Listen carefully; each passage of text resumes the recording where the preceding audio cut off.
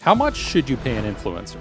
Please have patience as I explain budgeting in detail because I do not want you to waste any money. Your first line of attack is not to pay for brand collaborations.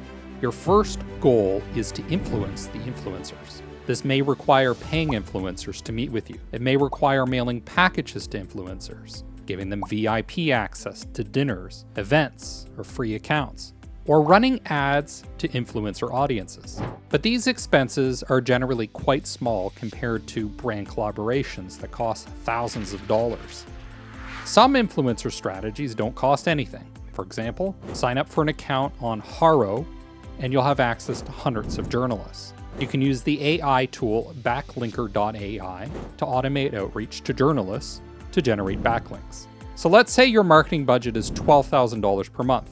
You might spend $6,000 on influencer marketing. Let's take $3,000 and allocate it to influencing influencers, not on formal brand collaborations. Use this on mailing free products and gifts to influencers, advertising to them, putting on events for them, meeting with them, building rapport with them, etc.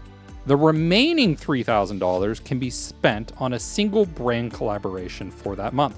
Next month, maybe you work with a bigger influencer, so you set aside $5,000 for that and only $1,000 for influencing influencers. Each month, you collaborate with a different influencer or several smaller influencers. There is no exact science to the numbers here. They're part of a greater strategy. You want to own a specific product category, and you're doing so by reaching customers indirectly through influencers.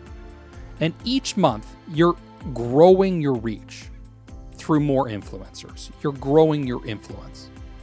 Only in rare cases would you want to make a big splash at once, as with something like a book launch. There are payment formulas based on factors like the number of subscribers. I explain those in this course, but you have to be cautious because it's incredibly easy to inflate these metrics. Influencers can easily buy views, followers, and clicks. Even a basic YouTube ad campaign can generate tens of thousands of views quite cheaply. This is done through junk inventory placements in mobile apps and partner network websites.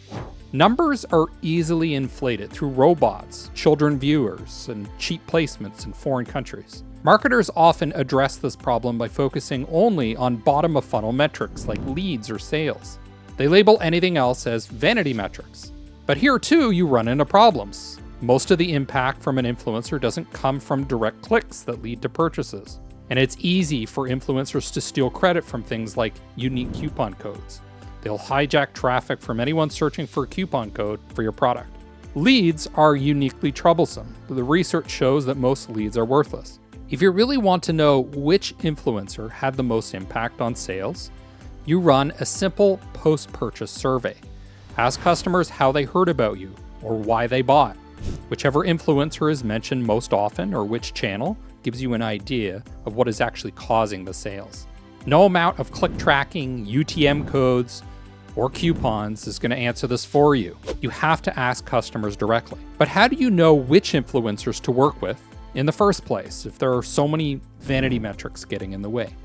There are tools like SparkToro and M1 Project that can help you evaluate influencers. But ultimately, you have to decide who the most influential authority figures are in a given space. Look at things like YouTube comments and Reddit comments. Which YouTubers seem to have the most gravitas in your product category?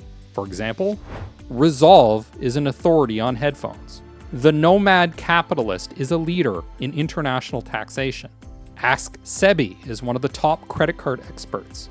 Spend time in these online communities and offline communities, and you'll notice authority building around these key characters.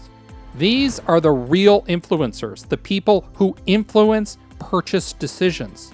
The prices you pay them are ultimately determined by supply and demand, by how much they're willing to work with, and the other opportunities that they're presented with. There is no exact formula based on the number of subscribers.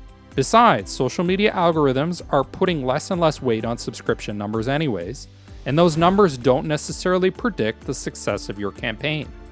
You also wouldn't want to limit yourself to just their followers. So hiring an influencer is very much like hiring an engineer a product manager, or pretty much any employee or contractor. Rates are determined by the market, not by some precise formula tied to how much money they generate or how many followers they have. You get a sense of the market rate when you speak to influencers in your space. The rate is also determined by how much you can afford.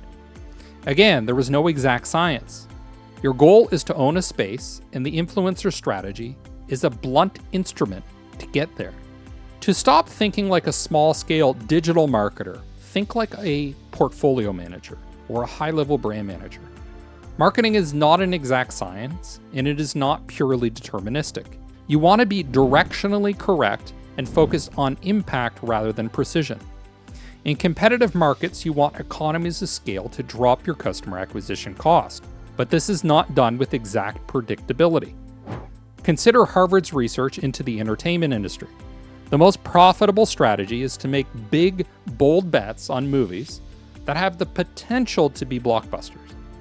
Many of those flop, but the winners generate so much money that they more than compensate for the losers. This is similar to portfolio investment strategies from people like Peter Lynch.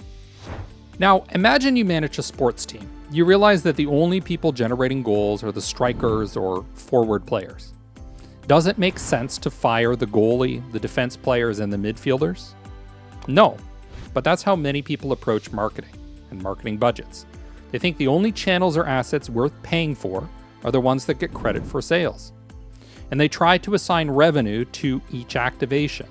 This generally doesn't work well with influencer marketing, because whatever influences a purchase decision the most doesn't generally cause an immediate sale. So how much you pay an influencer is determined by how invested you are in influencer marketing. If you're still mostly doing direct-to-consumer marketing, then you may not have enough money left over for things like brand collaborations. That means your influencer budget may only be used to pay influencers for virtual meetings so they can give input on your product, so you can teach them about your product. The rest of your time could be spent on free resources like Haro, help a reporter out. Now, if you have a lot of money, you can build out year-long campaigns with the top influencers in your market. You can make them top collaborators for you.